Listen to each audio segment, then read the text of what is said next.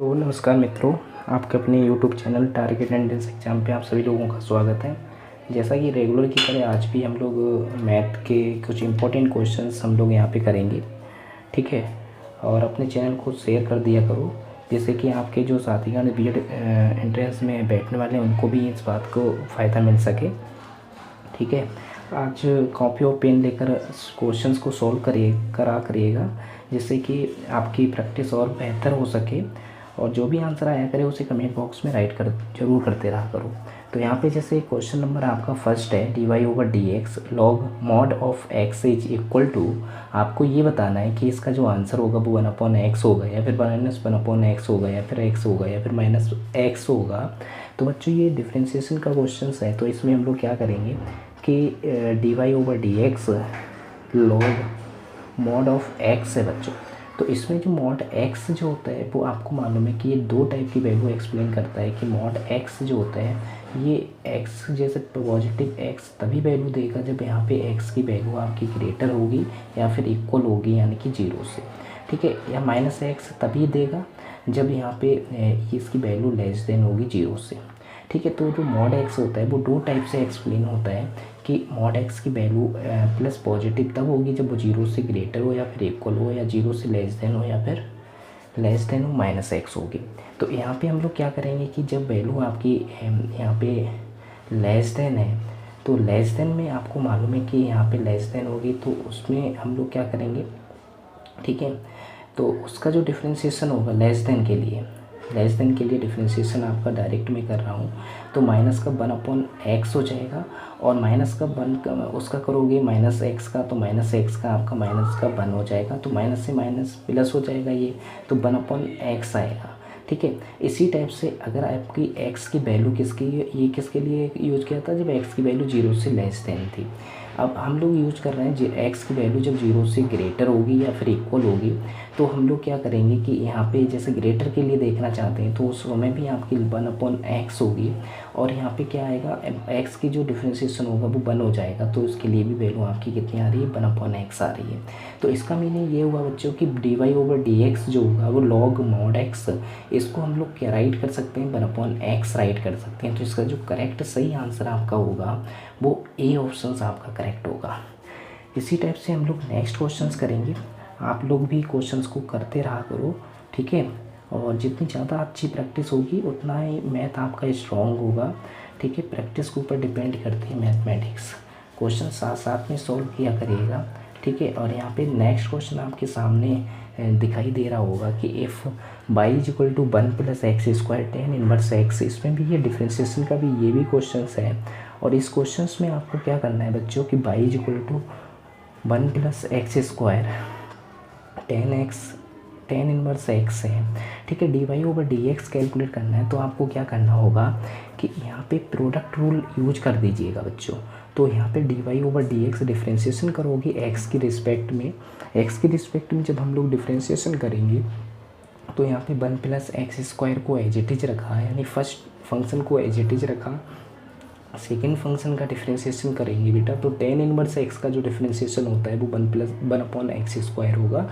Next आपका plus, फिर tan inverse को एज इट इज रखा हम लोगों ने, फिर 1 + x² का जो होता है वो प्लस का 2x हो जाएगा बच्चों। फिर इसके बाद जब हम लोग सॉल्व करेंगे ना इसको, तो सॉल्व करोगे तो आपका जो आंसर आएगा वो 2x tan इनवर्स x आएगा। तो इसका जो करेक्ट सही आंसर आपका होगा dy/dx का, वो आपका यहाँ पे होगा 2x 1 + 2x tan इनवर्स, यानी ए ऑप्शन आपका बिल्कुल करेक्ट होगा, ठीक है। आज का जो नेक्स्ट क्वेश्चन आपका है थर्ड क्वेश्चन में आपसे इतना कहा गया है कि यहाँ पे जो alpha beta gamma are the angles, यानी 3D क्वेश्चन है ये बच्चों, ठीक है। और यहाँ पे एक वेक्टर दिया हुआ है आर वेक्टर, इसमें आपसे एक्सप्लेन करा गया है कि λi + 2j - k makes with the coordinates, ये कोऑर्डिनेट्स मतलब एक्सप्लेन कर रहा है कि ये इसके साथ में एंगल फॉर्म कर रहे हैं, ठीक है। Then what will be the value of sin² alpha plus sin²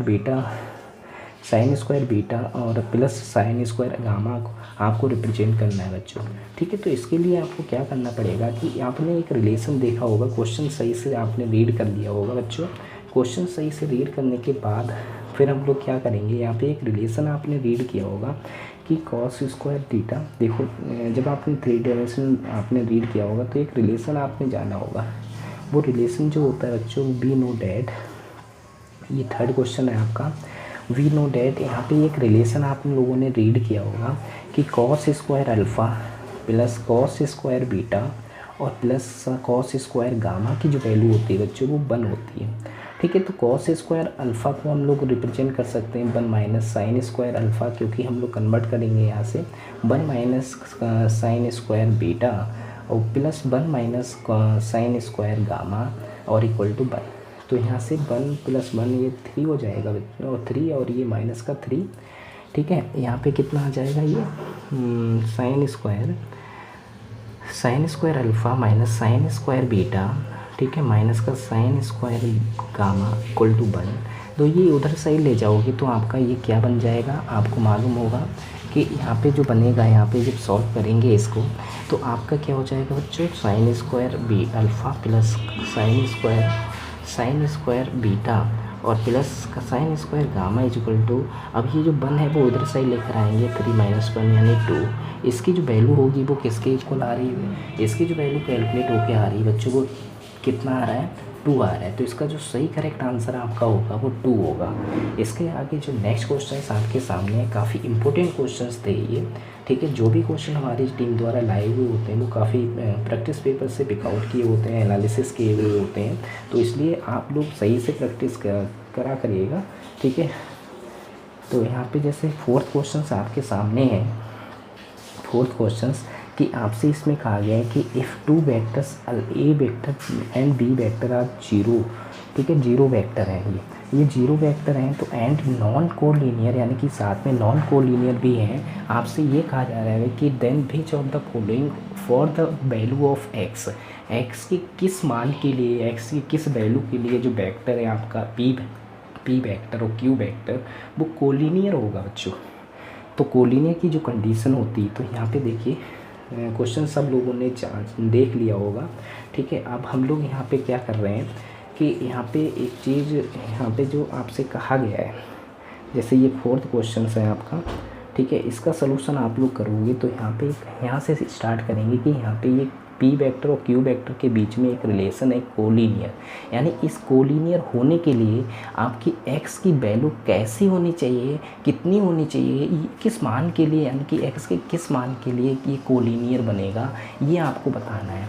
तो देखो कोलिनियर बनाने के लिए आपको कंडीशन आपको मालूम होनी चाहिए कि पी वेक्टर अगर आपके 2 वेक्टर अगर आपको गिवन हो और वो 2 वेक्टर कैसे हों, कोलिनियर हो, तो कोलिनियर की कंडीशन होती है कि पी वेक्टर और is equal to lambda Q, यानी जो फर्स्ट वाला जो वेक्टर होता है वो आपका सेकंड वाले वेक्टर का कुछ टाइम्स होता है, यानी लेमडा टाइम्स होता है।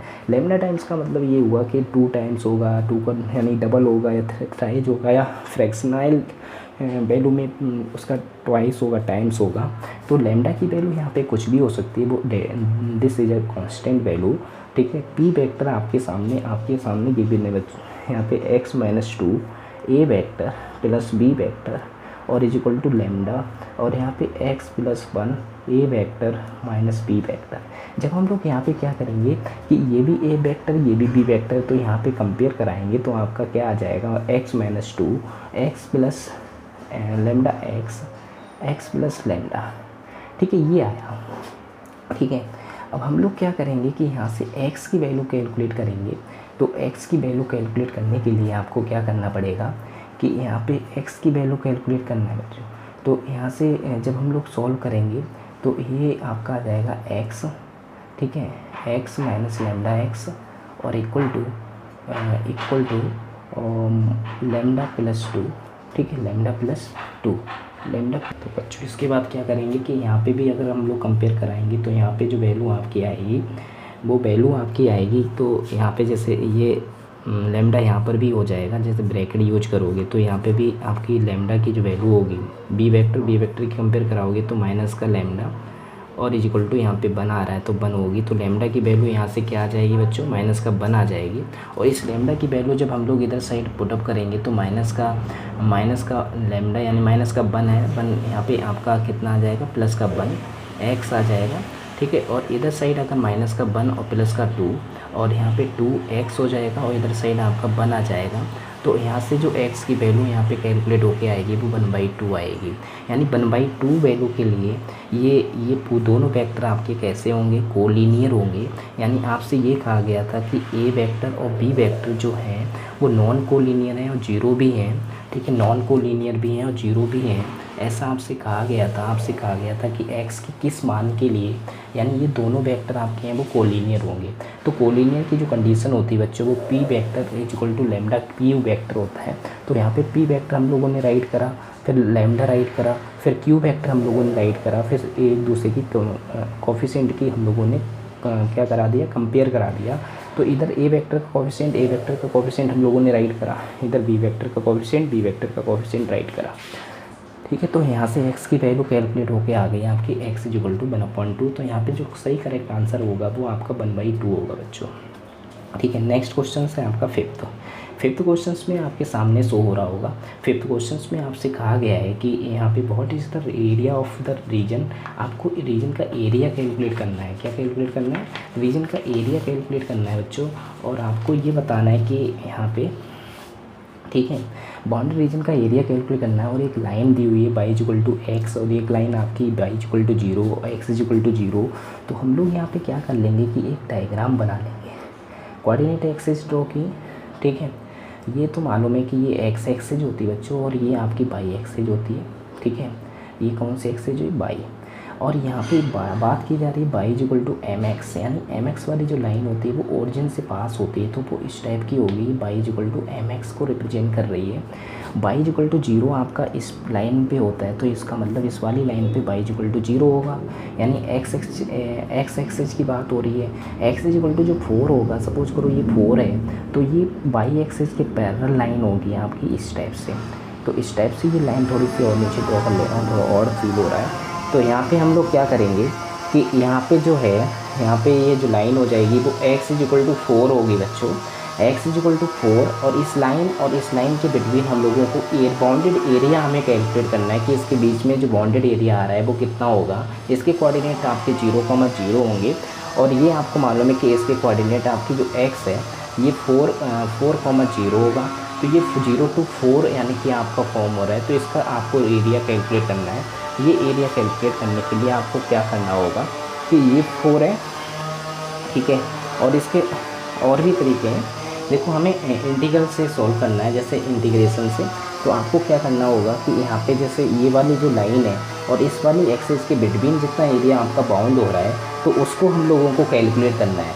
तो यहाँ पे रिक्वायर्ड एरिया इंटीग्रल 0 to 4, यानी यहाँ पे भी 4 पॉइंट होगा, तो 0 to 4 हमने लिया, तो ये x की वैल्यू है, तो इसका मतलब बाई dx राइट किया जाएगा। तो 0 to 4 और बाई की जगह पे हम लोगों ने x राइट करा। तो यहाँ पे हम लोग यहाँ पे x²/2, यहाँ पे लिमिट जो होगी वो 0 to 4 होगी।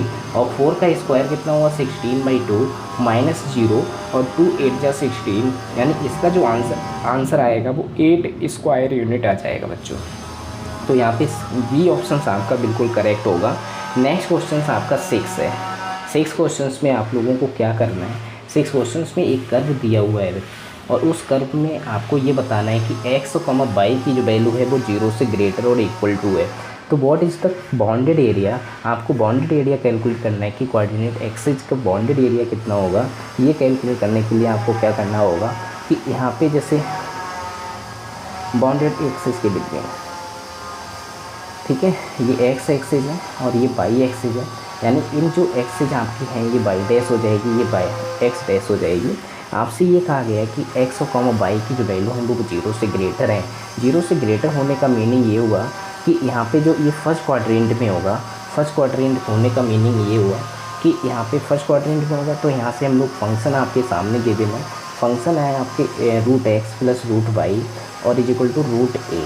तो यहाँ से क्या करेंगे, √y की वैल्यू कैलकुलेट करेंगे, तो √a माइनस √x, और यहाँ से दोनों साइड स्क्वायर करेंगे, तो स्क्वायर करोगे तो ये आपका इस टाइप से आ जाएगा, ठीक है, ऐसे, ठीक है।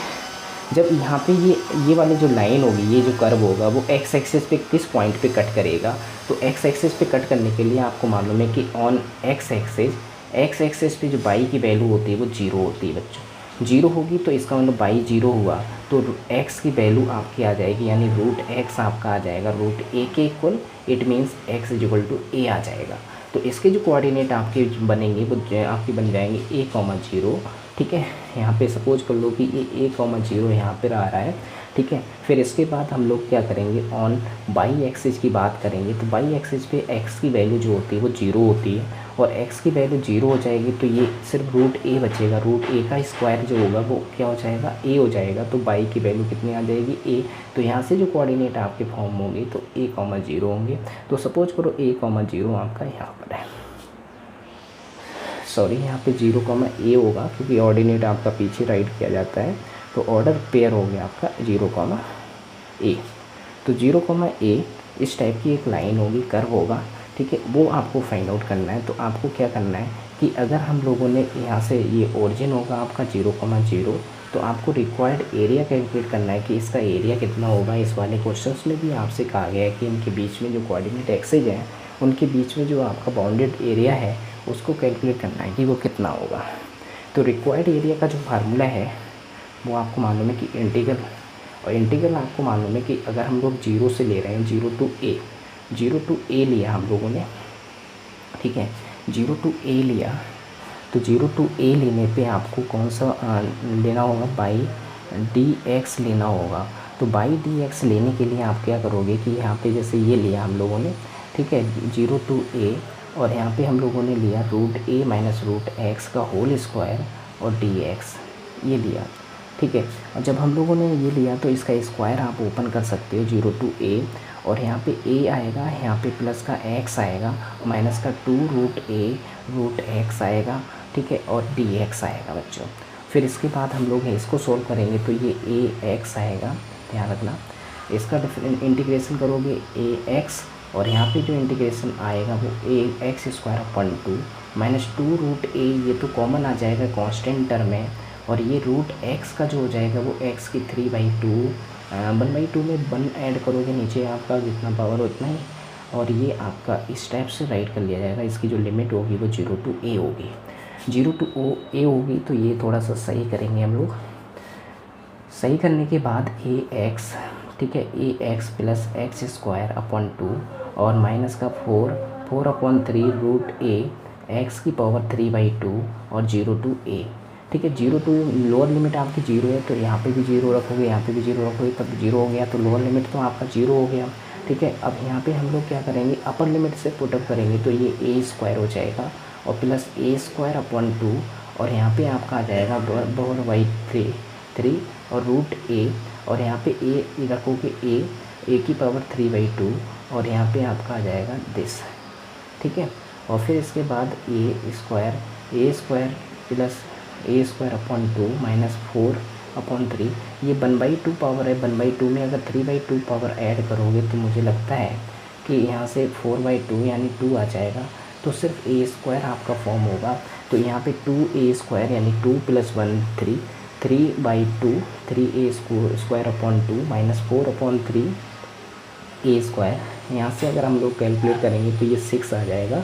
2 3 जा 3 3 जा 9 a स्क्वायर, और माइनस का 3 2 जा 6 2 4 जा 8 a स्क्वायर। तो बच्चों यहाँ से आपका कैलकुलेट हो चुके आ जाएगा a स्क्वायर अपॉन 6। तो इसका जो रिक्वायर्ड एरिया जो होगा वो आपका a स्क्वायर अपॉन 6 होगा, डेट इज़, यानी डी ऑप्शन आपका करेक्ट होगा। कौन सा ऑप्शन करेक्ट होगा, डी। तो इसके बाद हम लोग नेक्स्ट क्वेश्चन हम लोग करेंगे। तो जो नेक्स्ट क्वेश्चन आएगा आपका, ठीक है, नेक्स्ट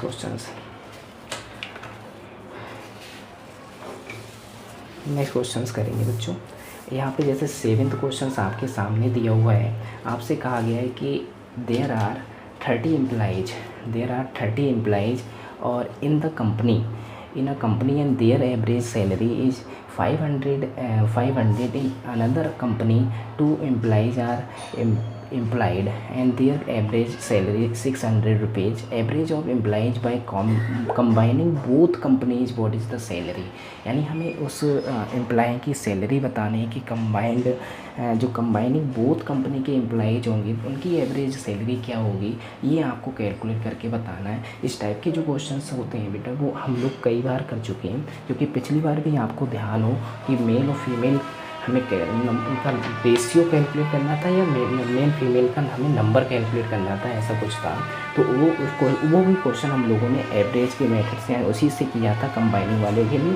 तो इसके लिए जो फार्मूला होगा आपका, देखो 7th क्वेश्चन आप लोग साथ साथ में करोगे और बताओगे कि इसका आंसर क्या आएगा, और कमेंट बॉक्स में राइट करते रहा करो, जिससे कि आपकी और ज़्यादा से ज़्यादा प्रैक्टिस हो सके।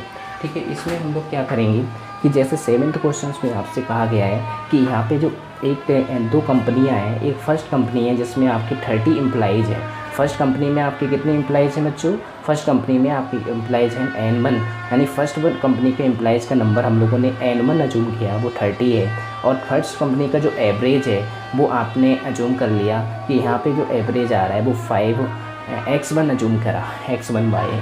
ठीक है, नेक्स्ट जो दूसरी वाली कंपनी है उसमें आपके जो एम्प्लॉयड हैं 20 एम्प्लॉयड हुए, नियुक्त हुए।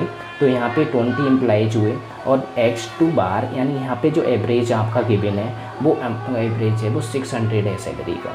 तो आपको क्या कहा जाएगा कि कंबाइनिंग बोथ फैक्ट्रीज यानी बोथ कंपनीज में आपका जो एम्प्लॉइज का जो एवरेज सैलरी है वो कैलकुलेट करना है। तो एवरेज अगर आपको सैलरी कैलकुलेट करना है तो एवरेज सैलरी कैलकुलेट करने का जो फार्मूला होता है, तो एवरेज सैलरी, ठीक है, एवरेज सैलरी कैलकुलेट करने का जो फार्मूला बनेगा वो N1, ये कंबाइनिंग आपकी जो कंबाइनिंग कंपनीज हैं उनमें जो एम्प्लॉयड हुए, आपको बताना है कि उनका एवरेज सैलरी कितना होगा।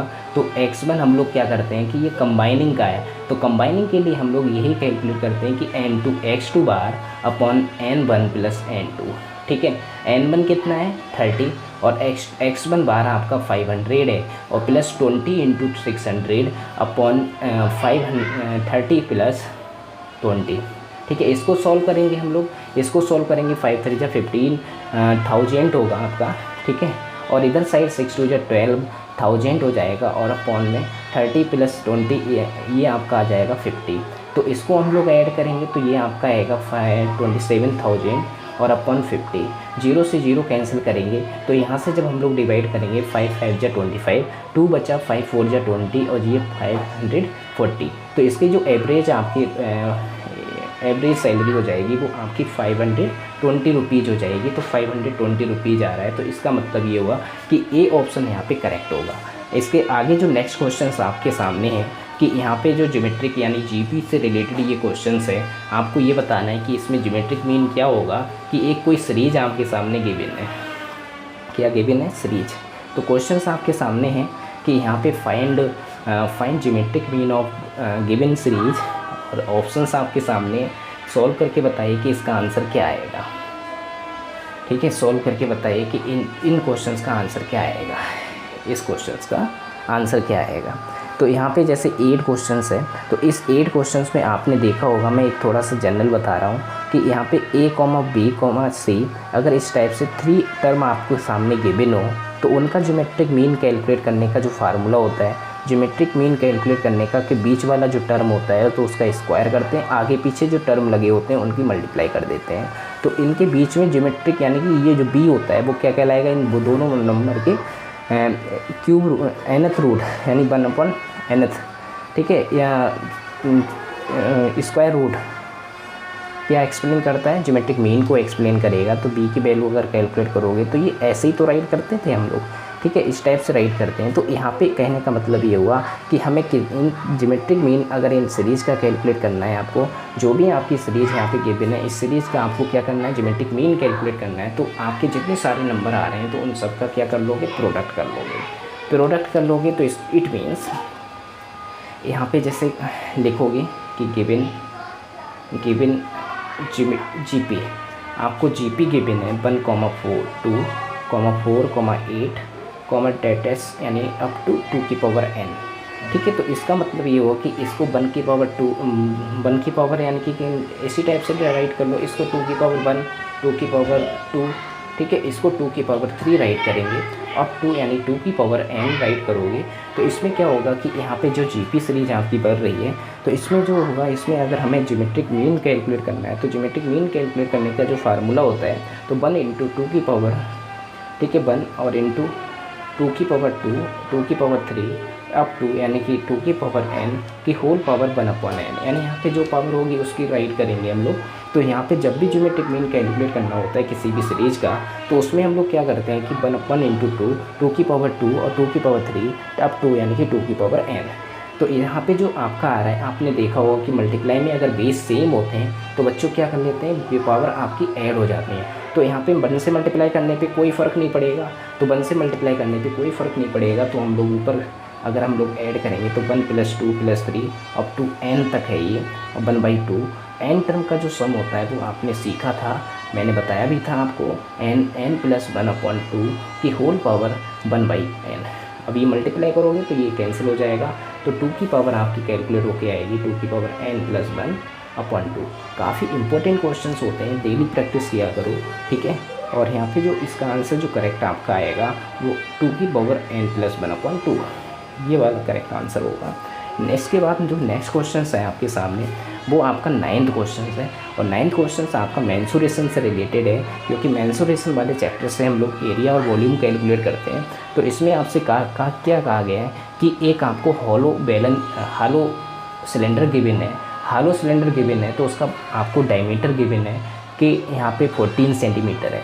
अगर डायमीटर गिवन है तो इसका डायमीटर गिवन है, तो इसकी रेडियस आप कैलकुलेट कर सकते हो। रेडियस इसकी जो हो जाएगी वो हाफ हो जाएगी बच्चों, क्या हो जाएगी, हाफ हो जाएगी। तो यहाँ पे जो रेडियस आपकी आएगी वो आपकी कैसी हो जाएगी, हाफ। तो यहाँ पे जो 9th क्वेश्चन है आपका, यहाँ पे जो 9th क्वेश्चन है, यहाँ पे जो रेडियस होगी वो 14/2 यानी 7 सेंटीमीटर हो जाएगी बच्चों। और आपको क्या करना है कि उस जो आपका हालो सिलेंडर है, उस हालो सिलेंडर में कुछ पानी है, इसमें लोहे का हम लोग क्या कर देते हैं, इसमें लोहे का एक बना हुआ एक आपका क्यूब है, तो उसको हम लोग इसमें क्या करते हैं, सिंक करते हैं, डिमोते हैं। तो उसमें जो पानी का जो भाग होता है वो इतने हाइट तक क्या हो जाता है, उड़ जाता है, ऐसा कहा जा रहा है। तो उड़ जाता है, तो आपने एक आर्किमिडीज का प्रिंसिपल रीड किया होगा कि फिजिक्स में, तो यहाँ पे जैसे होता है कि आपने इसको डाला, तो इसमें डाला, तो इसमें क्या होता है कि इसका जो वॉल्यूम होता है, इसका जो वॉल्यूम यानी कि जो भी ऑब्जेक्ट यहाँ पे डुबोया जाता है, तो उस वॉल्यूम के द्वारा जितना भी वाटर हटाया जाता है, उस वाटर हटाए हुए वाटर का जो वॉल्यूम होगा इस वस्तु के जो ऑब्जेक्ट होगी, इस ऑब्जेक्ट के वॉल्यूम के इक्वल होता है, ऐसा आर्किमिडीज का क्या कहता है, प्रिंसिपल बोलता है। तो हम लोग क्या करेंगे कि यहाँ पे जो वॉल्यूम आएगा आपका, तो यहाँ पे राइट करोगे कि वॉल्यूम ऑफ क्यूब, ठीक है। इस क्यूब का जो वॉल्यूम होगा वो इस सिलेंडर के वॉल्यूम के इक्वल होगा, बट हाइट आपकी उतनी ली जाएगी। जब आपका ने डुबोया तो उसमें कितना आपका बॉर्निंग का भाग जो है वो कितना हाइट तक गया, तो πr²h। तो यहाँ पे देखिए, अगर हमने क्यूब की जो साइड है, आपसे कहा जा रहा है कि घन की कोर बतानी है। कोर का मीनिंग होता है बेटा कि यहाँ पे जैसे एजेस बताना है, ठीक है। तो एजेस बताना है, तो इसका मतलब ये हुआ कि आपको क्या करना है कि यहाँ पे कि आपको ए अज्यूम कर लिया हम लोगों ने इसको, तो ए क्यूब हम लोगों ने इसका राइट करेंगे, तो ए क्यूब इसका वॉल्यूम आ जाएगा, क्योंकि क्यूब का जो वॉल्यूम होता है वो आपको मालूम है कि ए क्यूब होता है। तो पाई इंटू आर की वैल्यू आपके सामने है 7 का स्क्वायर, और इंटू हाइट कितनी हाइट तक जाता है बच्चों कि इसको थोड़ा सा चेंज करेंगे, तो चेंज करने पे आपको 120/14 मिलेगा। तो इसको थोड़ा सा सॉल्व करेंगे तो ए क्यूब इक्वल टू 22/7 और इंटू 7 और इंटू 121/14, और यहाँ पे 7 से 7 कैंसिल हो गया, 7 2 जा और 2 11 जा। तो आपको मालूम है कि ये 11 इंटू 11 यानी 121 को भी 11 इंटू 11 राइट कर लिया। तो ये क्यूब बन रहा है, तो ए की वैल्यू यहाँ से क्या आ जाएगी, ए की वैल्यू आपकी 11 आ जाएगी। जब ए की वैल्यू 11 आ जाएगी तो यहाँ पे जो आपकी एज है वो एजेस आपकी 11 सेंटीमीटर की होंगी, किसकी, घन की यानी क्यूब की, ठीक है। आज की सीरीज़ का सबसे लास्ट क्वेश्चन है आपका, वो भी एक मेंसुरेशन से ही रिलेटेड है। काफ़ी इंपॉर्टेंट क्वेश्चंस मैं पिक आउट करके लाता हूँ, और उसको आप क्या करा करोगे, उसको आपको प्रैक्टिस किया करोगे डेली। तो यहाँ पे जैसे आपसे कहा गया कि एक हालो सिलेंडर है, उस हालो सिलेंडर की जो आपकी एक्सटर्नल रेडियस गिवन है, ठीक है। एक्सटर्नल रेडियस को हम लोगों ने R1 से रिप्रेजेंट करा, या R2 से रिप्रेजेंट कर लीजिए। R2 आपके पास ऐसा करिए कि यहाँ पे लेट कर लिया कि आपकी जो एक्सटर्नल रेडियस है वो कैपिटल R अज्यूम कर ली कि 3 सेंटीमीटर है, और स्मॉल r से आपने इंटरनल रेडियस अज्यूम की वो 2 सेंटीमीटर बच्चों।